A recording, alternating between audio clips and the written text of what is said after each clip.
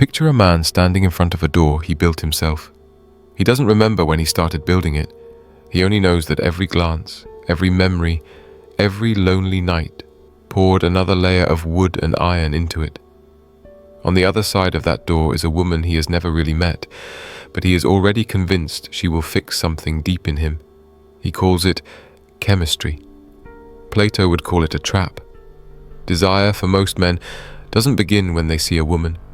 It begins long before that, in the quiet years where they learn to equate being chosen with being worthy.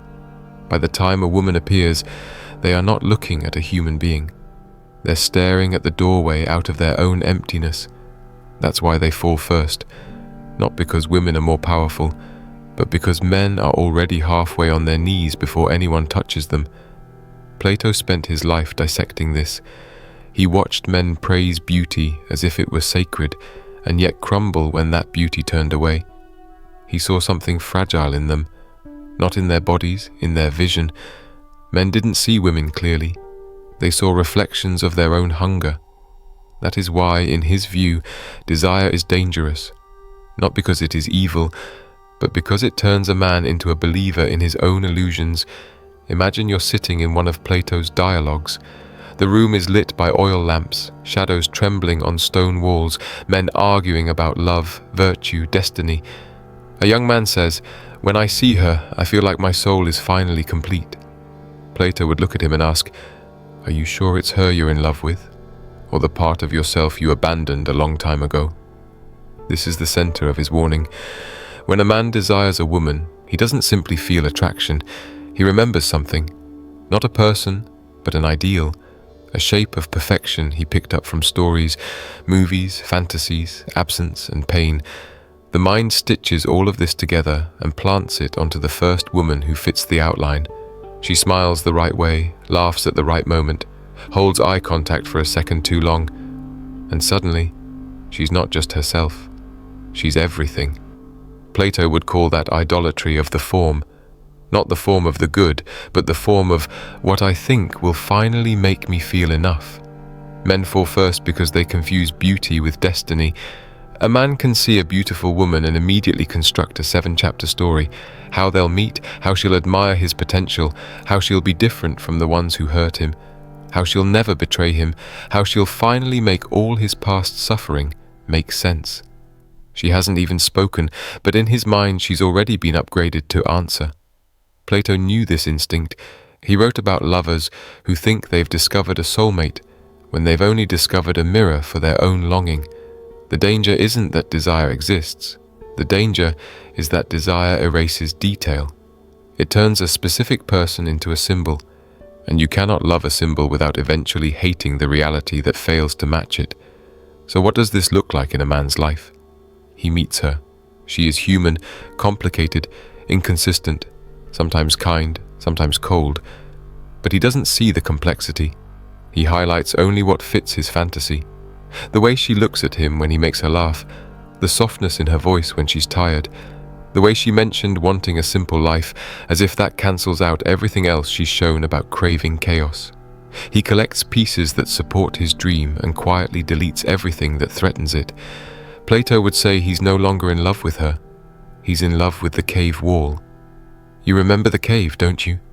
Prisoners chained, staring at shadows cast by firelight, believing these shadows are the whole of reality. That's what platonic desire looks like when it goes wrong. The woman becomes a moving shadow. The man refuses to turn his head toward the light of truth because that would mean admitting he invented half of what he feels. Men fall first because they surrender to the shadows willingly. There is another image Plato gives, the chariot. 2 horses pulling in opposite directions, one noble and disciplined, the other wild and hungry, with a charioteer trying to hold the reins. The noble horse represents reason, ethics, clarity. The wild one represents appetite, lust, emotional intoxication. The charioteer is the soul tasked with steering both without crashing. Watch the way most men handle desire. The moment a woman triggers something strong in them, the wild horse bolts. He drags the whole chariot toward her. Reason becomes an afterthought. The man ignores red flags, abandons his routines, sacrifices his ambitions, compromises on his values, just to stay close to the source of that feeling. He calls it love. Plato would say the charioteer has fallen asleep. This is why some men turn into strangers to themselves when they meet a woman they want. They alter their schedule, their friendships, their principles. They stop leading their own life and start orbiting hers.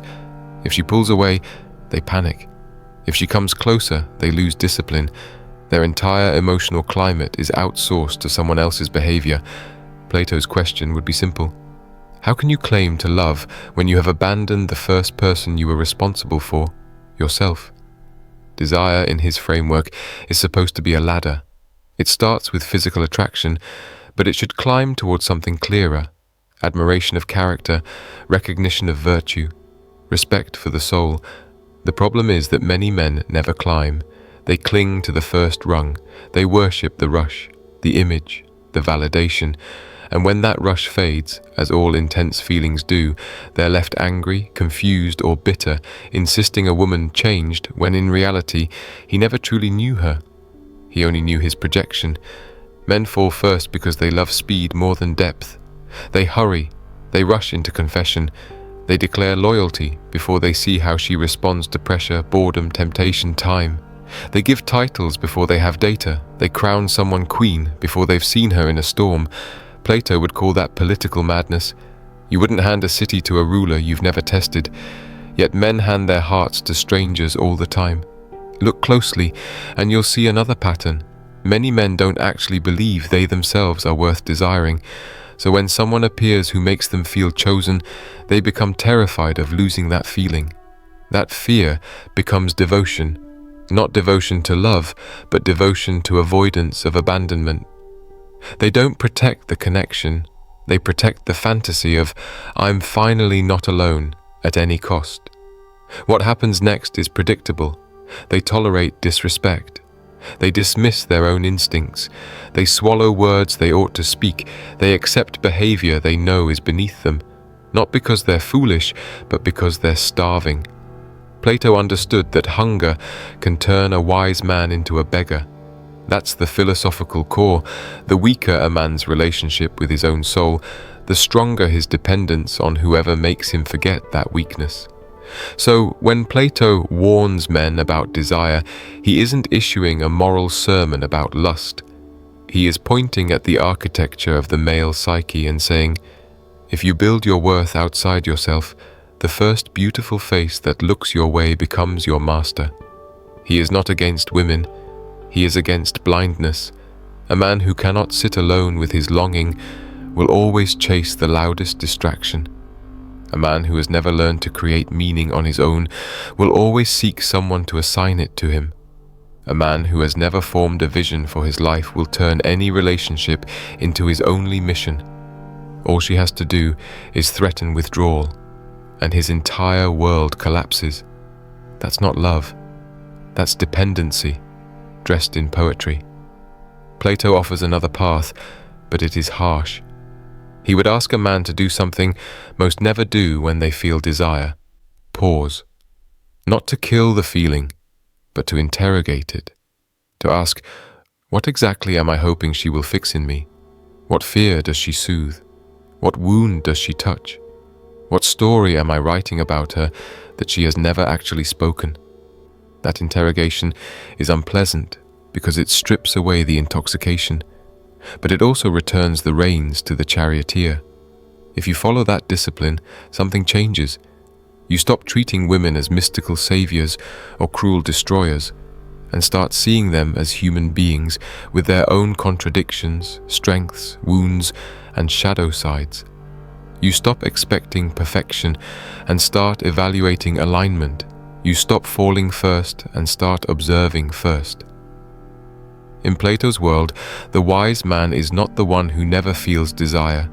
The wise man is the one who refuses to surrender his judgment to it. He listens to how she speaks about others. He watches how she behaves when no one is watching.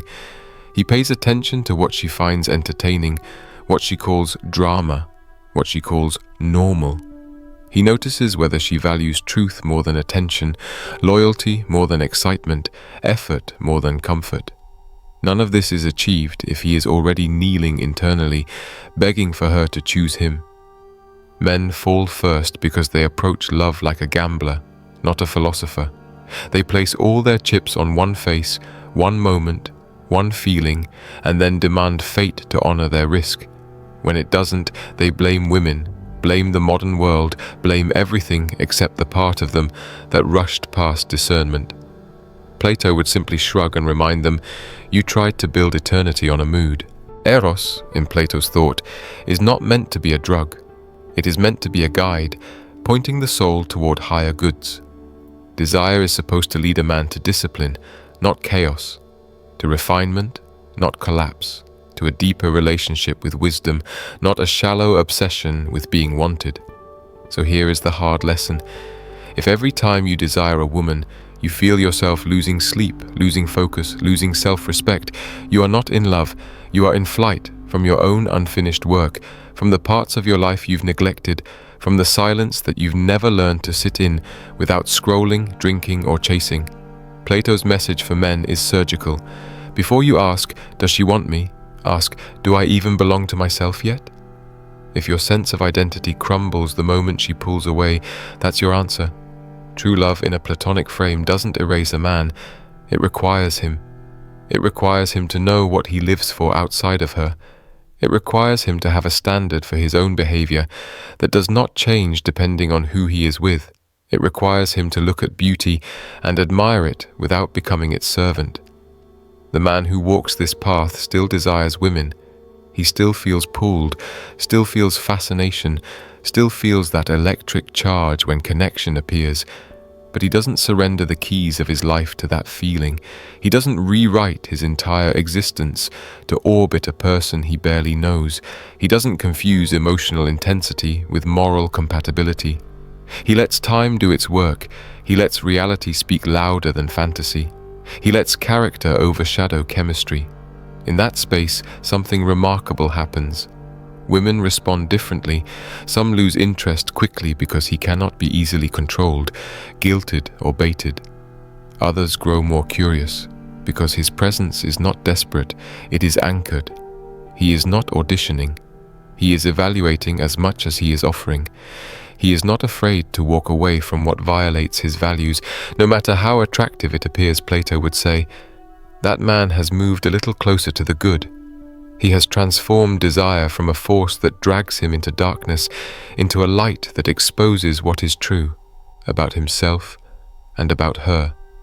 He no longer falls first. He stands first. He sees first. And if he eventually chooses to kneel, it is not because he is empty, but because he recognizes a soul that can walk beside his without breaking him. Desire will always visit you. It will speak in the language of beauty, of softness, of attention, of laughter at just the right moment. Plato is not telling you to ignore it. He is telling you to understand what it reveals. Every time you want a woman, ask, what part of me is waking up right now?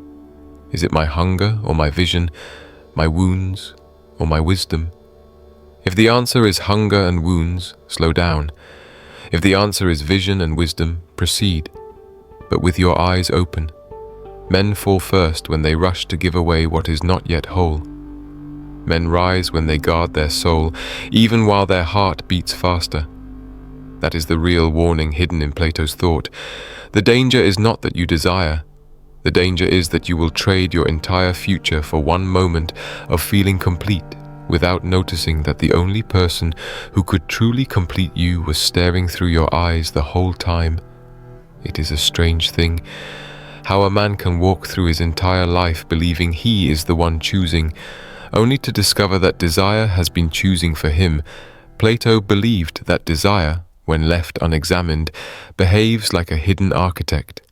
It drafts the blueprint of a man's decisions long before he realizes he is building anything, and by the time he recognizes the pattern, the structure is already towering over him, casting a shadow he can't escape.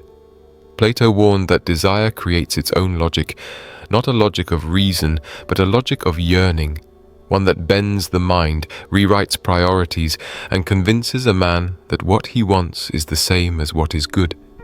But the two are rarely identical. A man may want beauty, but beauty may cost him peace. A man may want closeness, but closeness may suffocate his purpose. A man may want a woman, but she may want everything he has not yet learned to protect.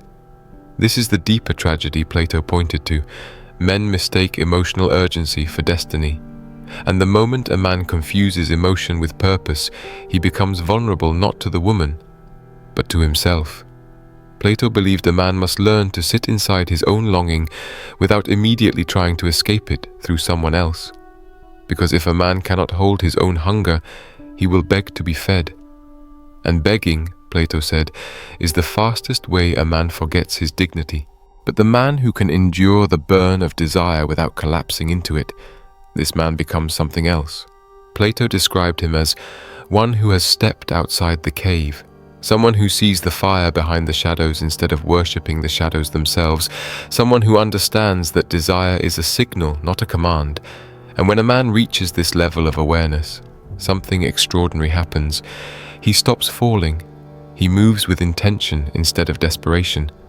His voice gains weight because it is no longer bargaining with emptiness. His presence sharpens because it is no longer diluted by fantasies. His eyes see reality instead of projections. This is the transformation Plato wanted men to reach, the place where desire becomes a servant, not a ruler. Because the truth is this: women do not make men fall. Men fall because they run toward desire, the same way thirsty travelers run toward a mirage, forgetting that not everything that glitters is water. Plato's warning was never meant to make men cold. He was not advising detachment or avoidance. He was advising awareness, the kind that allows a man to want without worshipping, to feel without drowning, to love without losing the architecture of his own identity. And here is the final lesson Plato left for men. If you lose yourself in pursuit of beauty, beauty will not stay to help you find your way back, because desire rewards the grounded and devours the lost. The man who remains rooted in himself is the man desire cannot control.